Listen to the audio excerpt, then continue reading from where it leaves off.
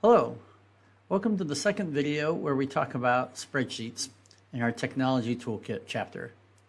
In the last video, we went through the basics, and in this video, we're going to talk about regression. Now in chapter 2, we say quite a bit about regression from a mathematical point of view, and so there's going to be some overlap with that chapter in today's video, but in this video, we're going to focus more on the spreadsheet part of it and less on the math. So let's look at our first example. In this one, we've been given some data and we want to fit a regression trend line to it.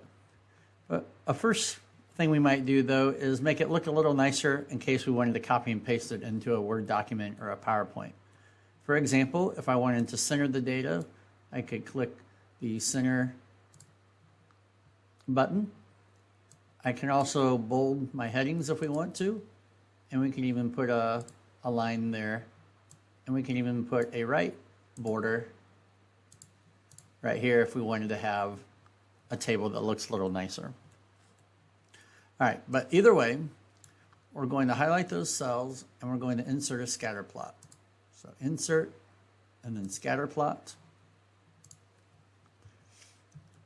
And now we have our data. And so as usual, we can look at that and decide what we think is an appropriate trend line.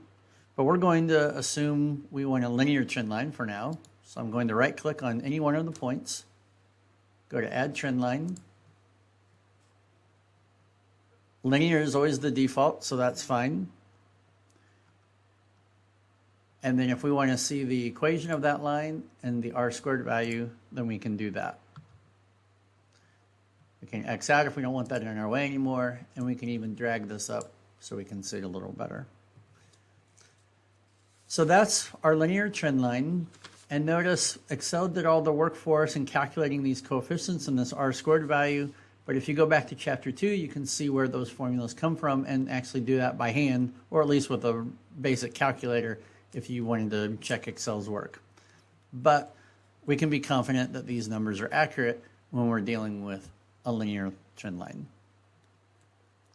Now, we can tweak this a little bit. For instance, if we wanted to remove this 7-6 because we think that's an outlier, we can highlight those two cells and hit delete.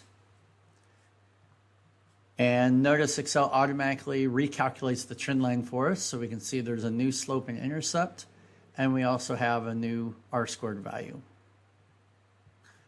Maybe we have a situation where we expect the intercept to be 0. We can go back to Format Trend Line by right-clicking on the line. And this one is not so bad, but if it's real cluttered, sometimes you have to be careful clicking between the line or the data, but we want the line. Select Format Trend Line. And if we scroll down, there's an option to set the intercept to 0. And sure enough, we get an equation with no y-intercept. And you can toggle back and forth as need be. Now, maybe we want to extrapolate, so we'll go back to having the intercept. If we want to extrapolate, say, backwards 4 periods, then I can just come right here and type in a 4.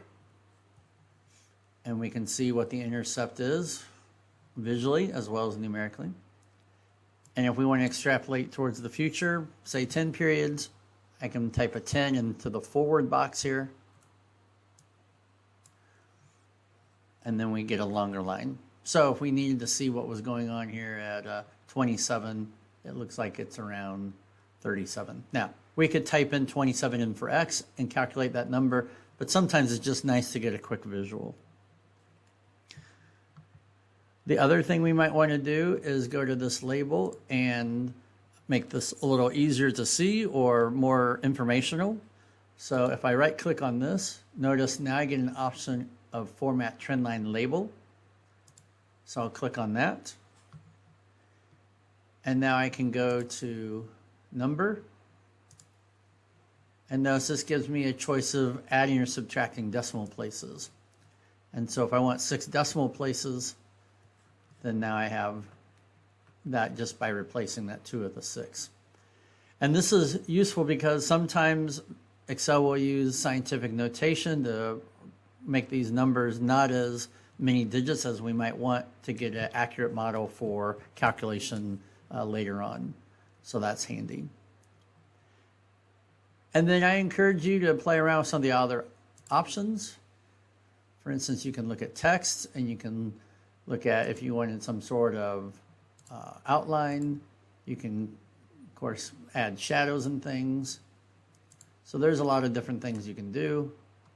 If we wanted to change the font or the font size, we can right-click on it and go to Font. And then notice I can bump the size up to 12. And of course, you can change other things here as well. And that makes it bigger. I might want to move this over a little bit so the Y's aren't on top of each other.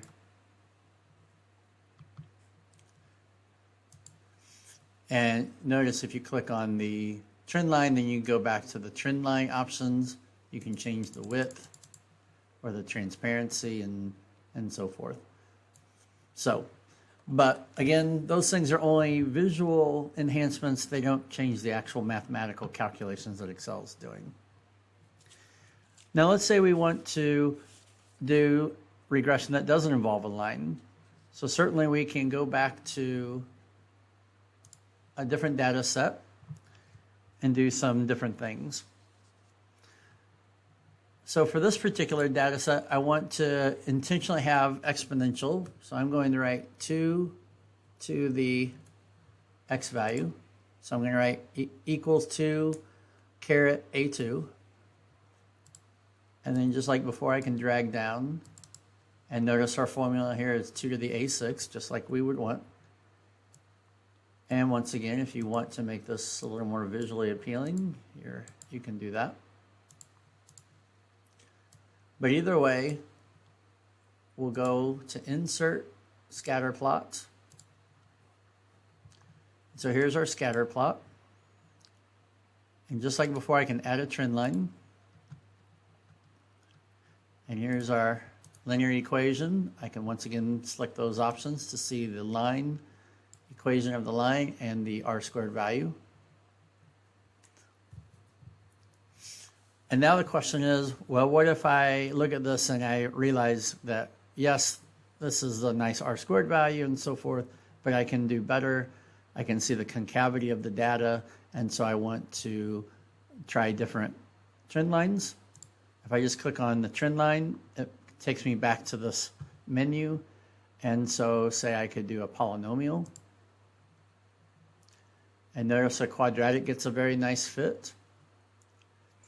Now, one thing we might be curious about when we're analyzing a model is, well, what does extrapolation say? Sometimes extrapolation can tell us if we are on the right track or not.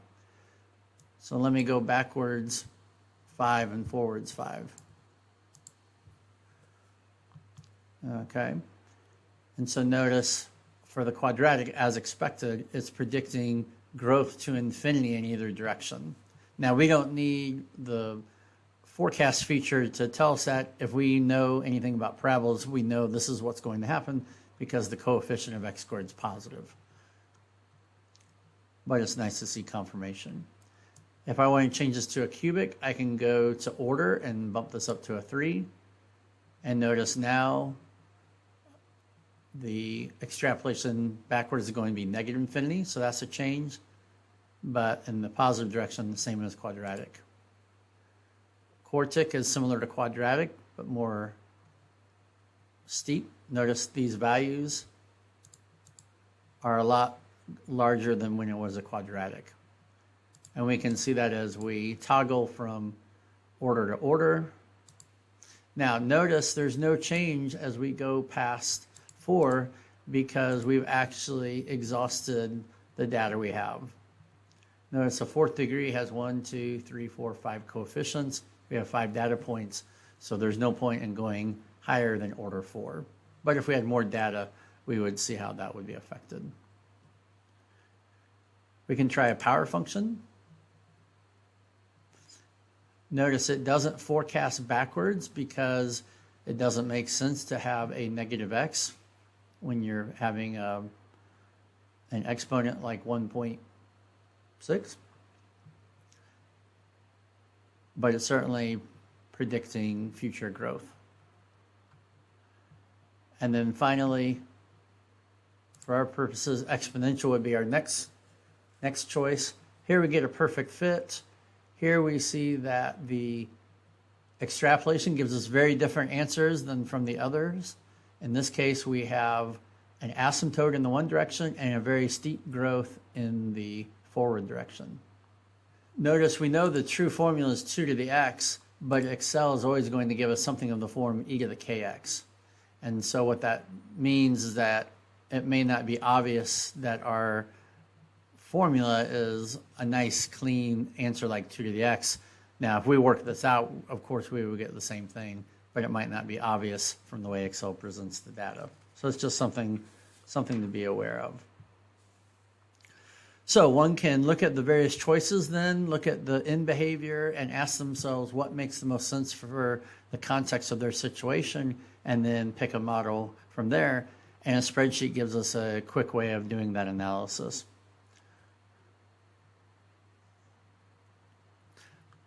The final thing worth saying is that all of these trend lines are using the basic algorithm for finding a trend line that minimizes sum of the squared error. But in the case of exponentials and power trend lines, it's minimizing the transformed sum of squared error, which is not the same as minimizing the original sum of the squared error. And so what that means is that this actually is not always going to be the best possible fit. And so we may need another strategy to actually find that best fit. And that's where the technology in the next couple of sections can potentially be helpful. And we'll do that in the next video. We'll see you there.